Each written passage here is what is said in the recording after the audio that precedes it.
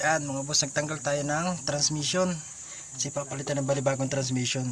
Panibagong unit ito ngayon, isang Jeep 4D32 yung makina niya. Tatanggalin din natin to kasi magpapalitin tayo ng lining. Tanggalin mo to tayo. Tanggalin yung tornilyo niya. Iwakin. Yan. Yan. Tanggalin natin to mga boss, itong pressure plate niya. Yan yung flywheel. Tanggalin natin. Papalitan natin ng lining.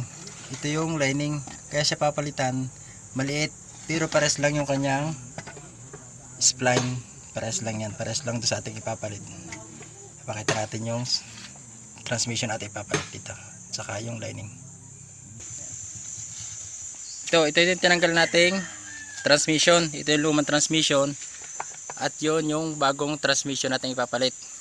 Yan yung may-ari, si Boss Alex Marasigan. Shout out Boss Alex Marasigan.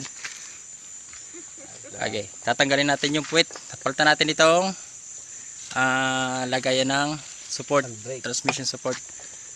Kasi magkaibang transmission support nya.